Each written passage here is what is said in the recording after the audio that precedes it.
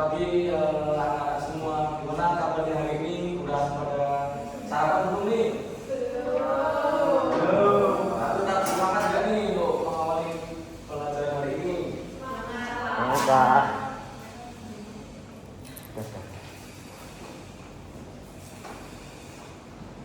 Ya, kita harus selalu semangat dalam menjalani kehidupan sehari-hari ya.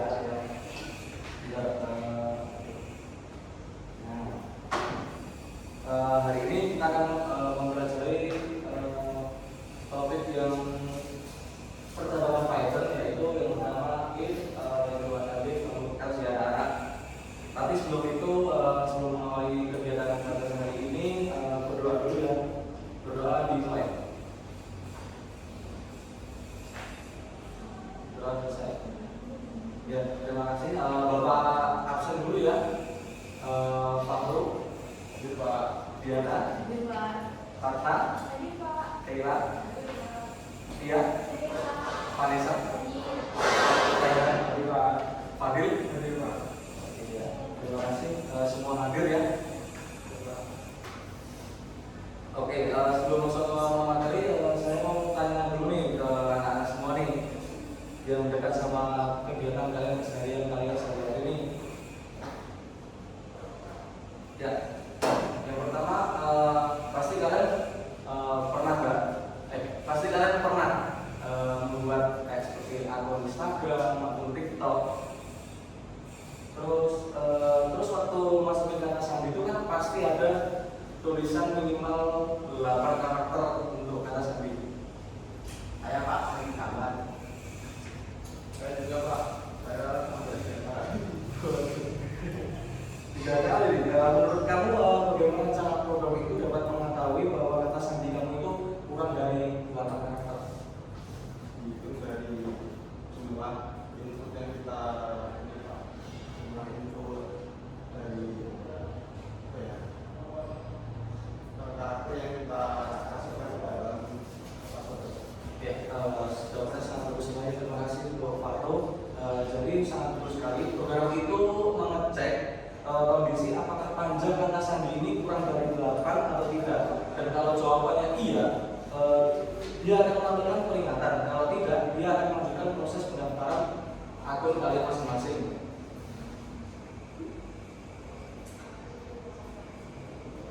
Oh, berarti programnya bisa memilih. Iya, itu seperti kata kuncinya, yaitu program ini memilih jalur berdasarkan kondisi. Jadi itulah yang kita pelajari pada hari ini, yaitu namanya percabangan, atau dalam Python itu biasanya kita tulis dengan kata kunci if, elif, dan else.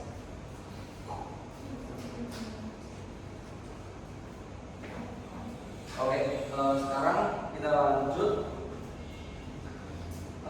Di sini ada tujuan pembelajaran dan gambaran mini project untuk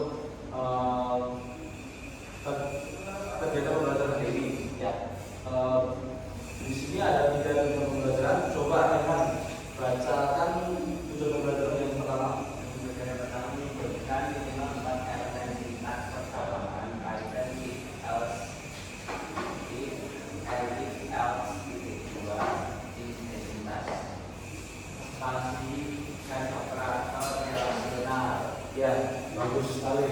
Untuk tujuan pembelajaran yang kedua, mungkin boleh lihat kalau bacain.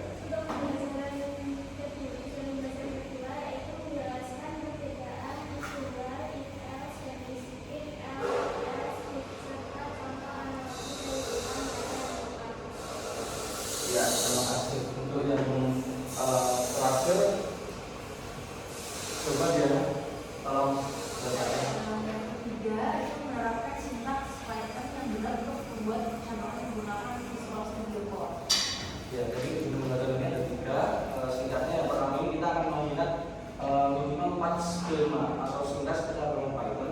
Terus yang kedua, memahami dan menjelaskan perbedaannya antara if, elif, dan else. Dan ketiga, terakhir yaitu melakukan nanti diakan anak-anak diharapkan bisa membuat sebuah program di project yang nanti dikumpulkan atau nanti dipresentasikan per kelompok. Itu ya anak ya. Dan semua tujuan ini kita capai lewat satu proyek nyata, yaitu yang seperti Bapak sampaikan tadi, kepada kalkulator predikat nilai siswa. Nanti program Python ini kalian bisa menerima input nilai, menghitung nilai akhir berbobot, dan otomatis menerima predikat A sampai P. Gimana? Keren nggak? Wah, benar banget Pak, bisa dipakai dulu. Ya, bisa banget. Ini justru tujuan kita, yaitu membuat program yang berguna di dunia nyata. Ya Pak. Ya Pak.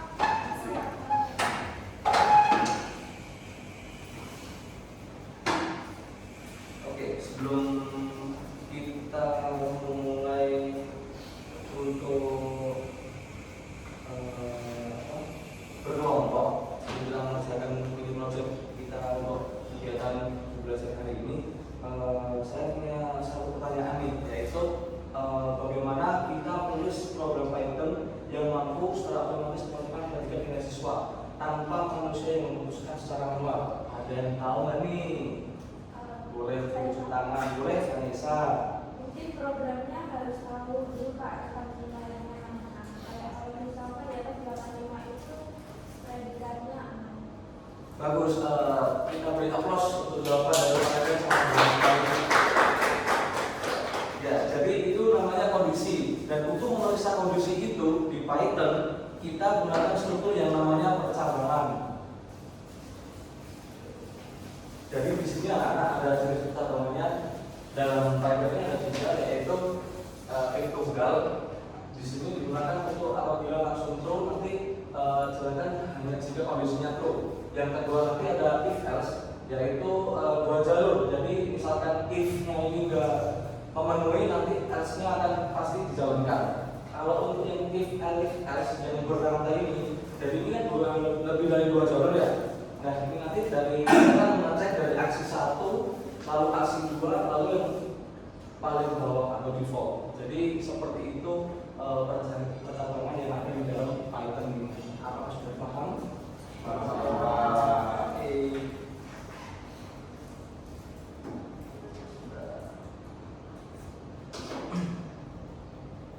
Ya, jadi di sini ada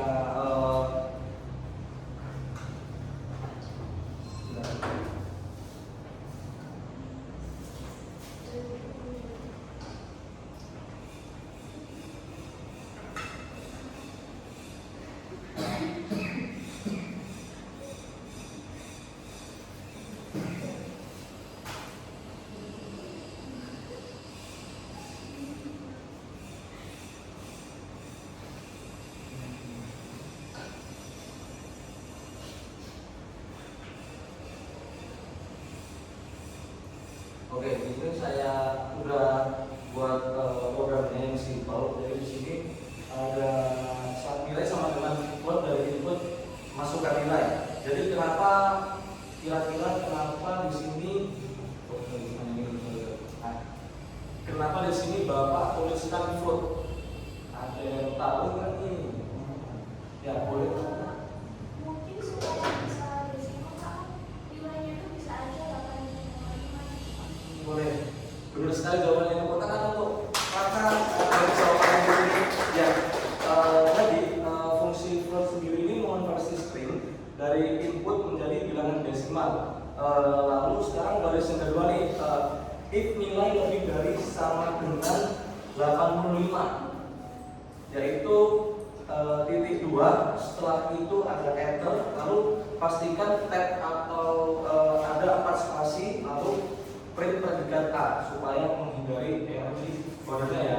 Jangan lupa itu kalau yang sangat penting, yaitu yang pertama tadi apa?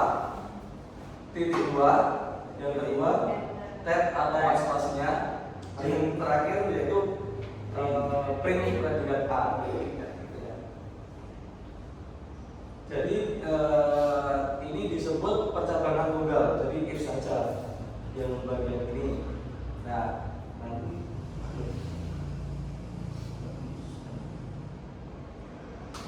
ya yang ini di sini aja ya. Ini saya ternyata tadi buka di sini ternyata bukan ya. Mohon maaf. Saya di sini saja ya. Jadi di sini di sini kan terdapat if saja ya berarti ya. Apabila jika nilainya kurang berbeda nanti tidak terjadi apa-apa karena di kodenya hanya ditulis if nilai lebih dari atau sama dengan.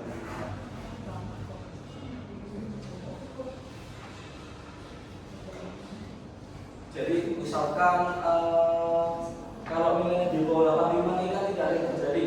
Lalu output kalau nilainya 80 mungkin stabil. Ya.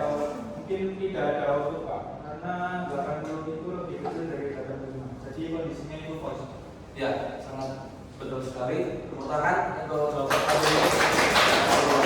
Karena di sini Bapak hanya menulis if nilai lebih besar atau sama dengan 85. Selanjutnya,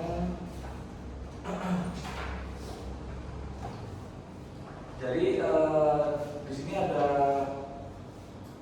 program yaitu yang kita butuh lebih dari satu kondisi, yaitu mulai dari pendidikan bukan cuma A, yaitu kita perlu B, C, D, dan E. Jadi kita pakainya if, elif, else, berantai. Jadi di sini kita masukkan semua ya, dari if, elif, sampai yang terakhir else. Perhatikan urutannya nih. Jadi kalau ini ngecek dari atas dari if. Jika if ini tidak lebih besar dari 85, nanti dia akan turun lagi sesuai nilai atau yang ditulis di sini. Jadi nanti akan sampai terakhir, nanti akan muncul pembuka dan E. Jika nilai kurang dari 50, nanti akan E. Jadi Python ini akan mengecek kondisi ini sendiri dari kondisi pertama, lalu apabila tidak true, nanti berlanjut di kondisi sampai yang else. Jadi jika apabila dibalik, nanti logiknya jadi error dari program jalan tapi predikannya salah. Misalkan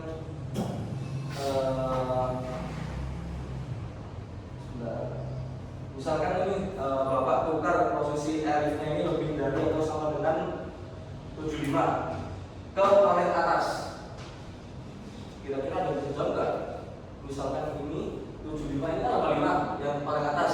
Yang jadi Bapak tukar 85 ini ke bawahnya 75 nya Bapak taruh di predikat A.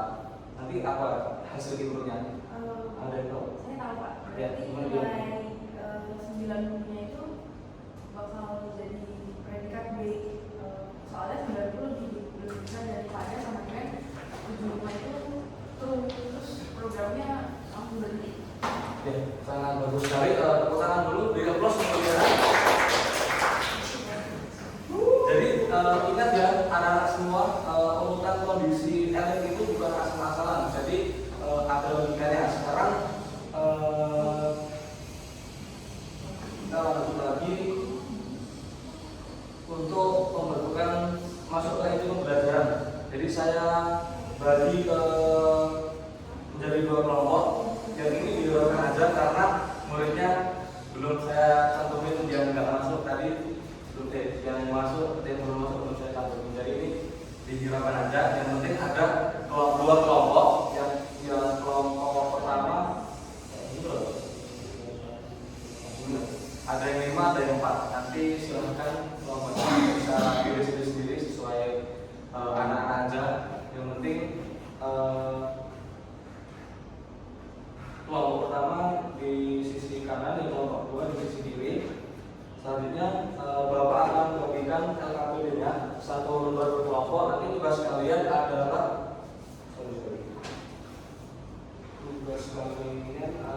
membuat program Python kalkulator predikat nilai siswa yang mampu 1 menerima input nama siswa dan nilai UA. Lalu yang kedua nilai UA UTS puas. Yang kedua menghitung dengan akhir berbobot.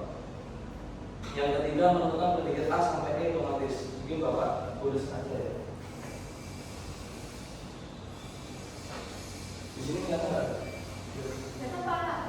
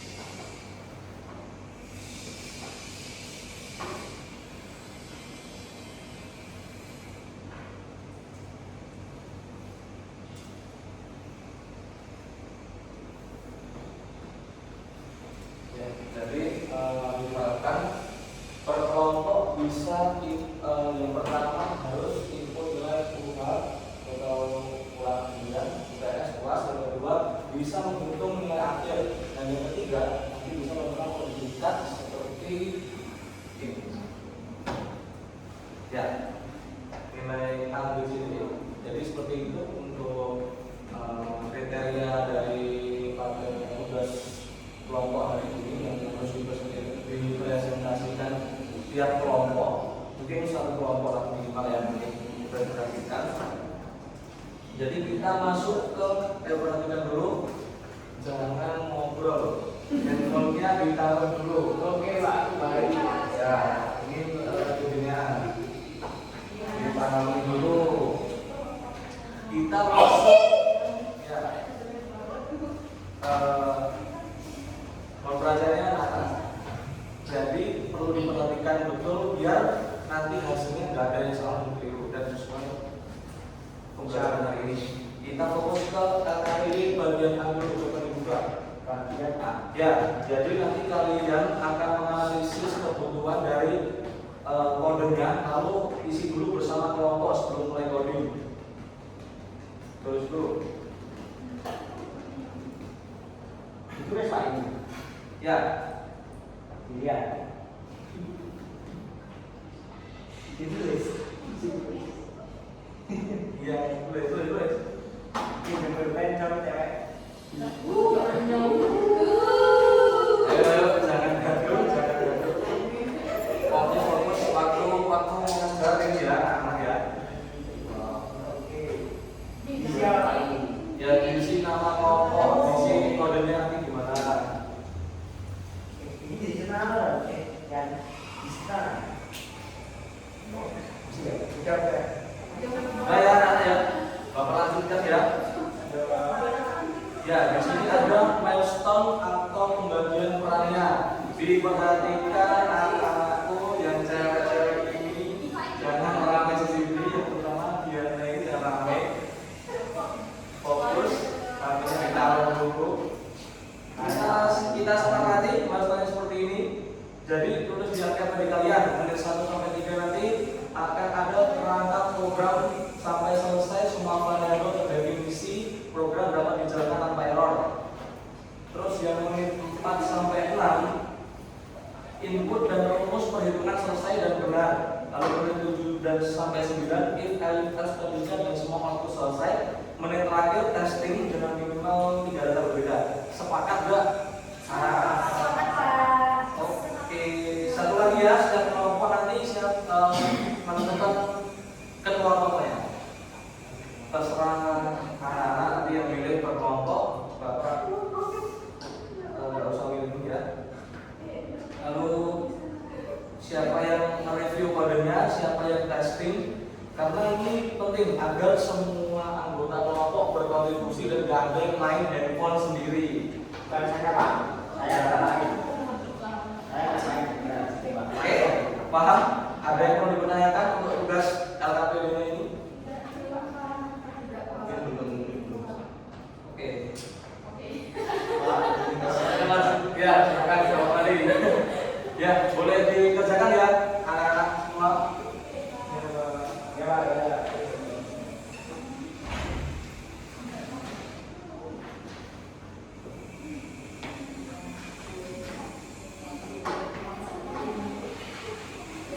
Kelompok 1 udah sampai mana nih? Sampai sini Pak. Tapi masih bingung Pak, untuk itu kan sering tapi Oh, jadi kita perhatian ya. Jadi kelompok pertama ini ada kesusahan yaitu gimana tadi kesusahannya? Input dan Itu kan sering kali mau dibandingkan sama angka bagaimana caranya. Oke, jadi ingat tadi di demo ya, fungsi apa yang saya gunakan untuk mengonversi input nilai? Ada yang tahu? Nilainya ditulis floating input. Ya, bagus sekali untuk kelompok 2 ini sangat praktis sekali ya, pinter. Jangan gitu ya, nggak boleh ya. Jadi itu yang namanya konversi data, tipe data. Kalau memang konversi, Python akan kasih type error. Jadi lanjutkan ya. Kelompok 1, kelompok 2 lanjutkan. Kelompok itu sana Pak. Iya.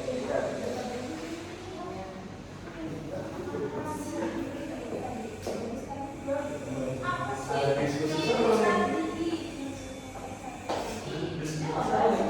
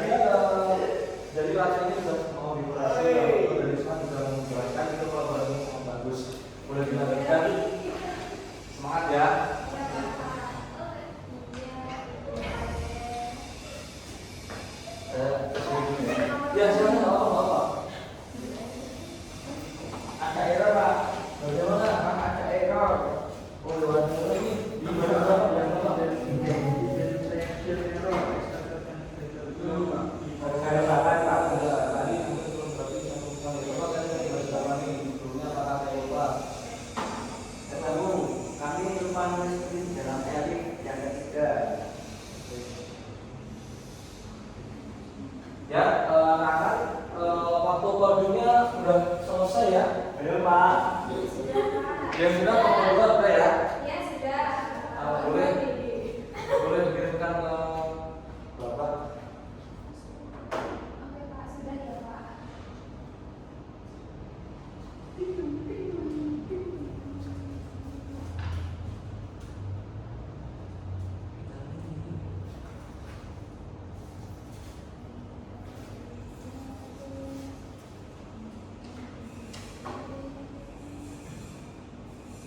Bentar ya. Sejujurnya musuhan sama saya. Apanya Pak? Ini Refresh dulu. bentar ya.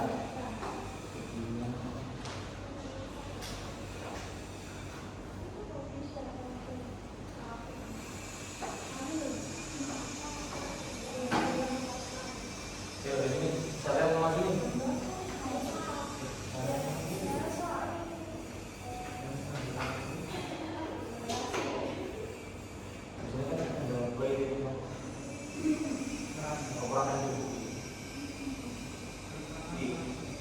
Rencananya.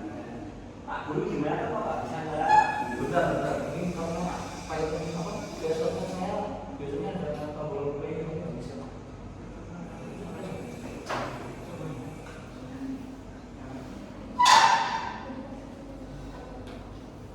Oh ini bisa. Ini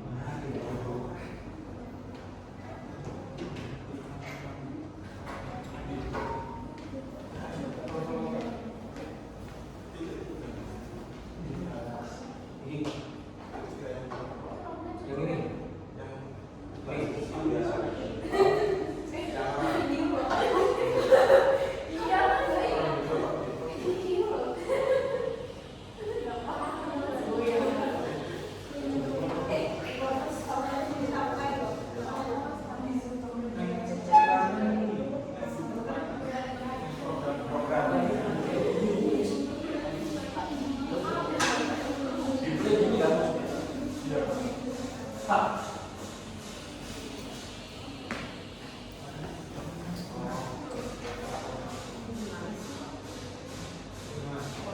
Ayo udah, terima kasih ya Farul atas bantuannya.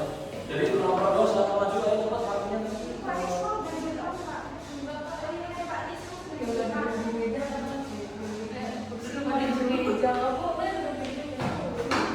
Ayo, saya maju. Saya tunjuk. Ayo udah, dia maju deh. Dia maju. Yo. Aku sini.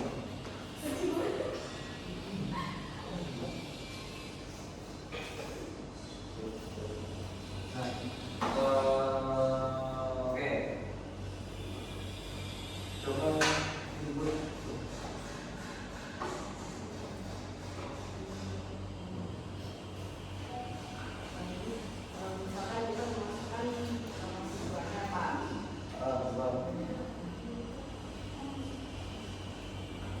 Kelihatan ya?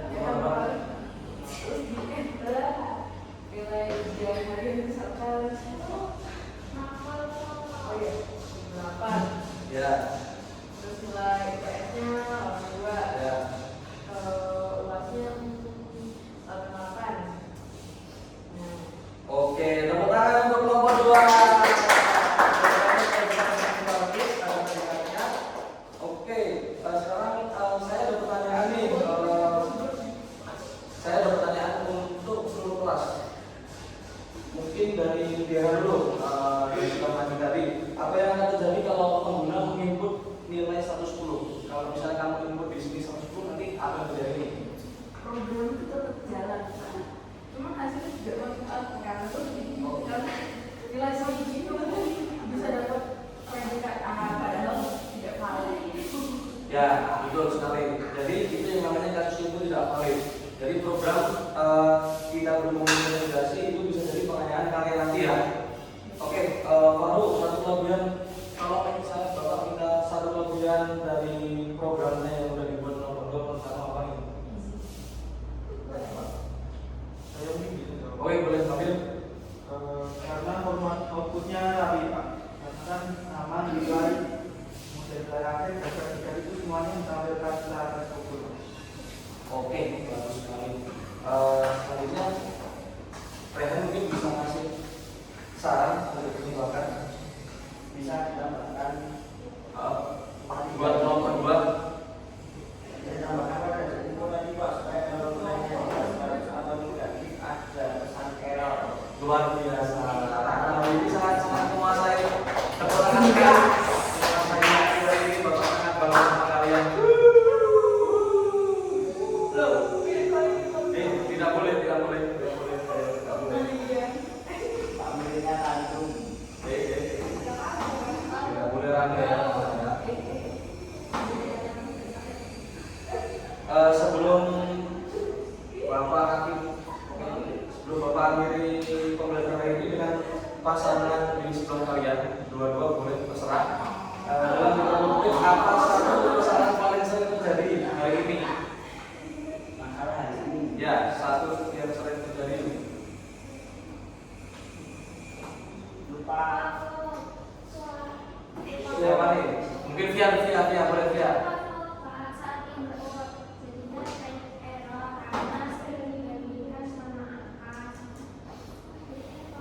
Oke, sangat betul dan tepat sekali. Jadi itu error pertama yang paling umum.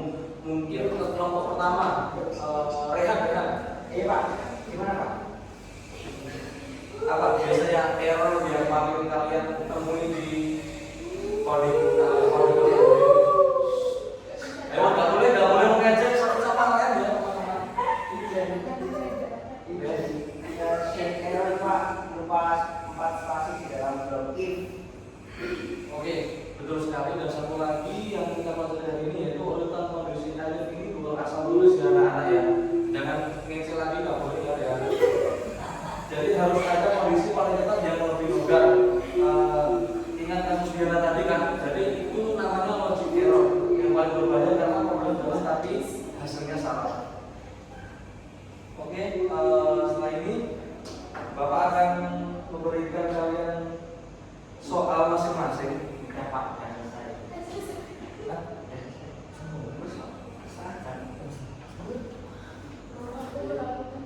Ya, mungkin Bapak tutup Bapak.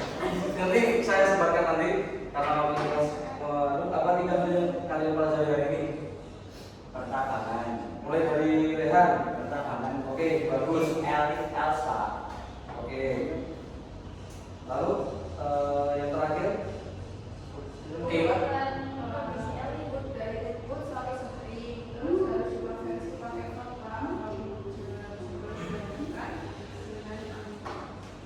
Ya, terima kasih atas kalian semua sudah hebat, sudah paham apa materi hari ini.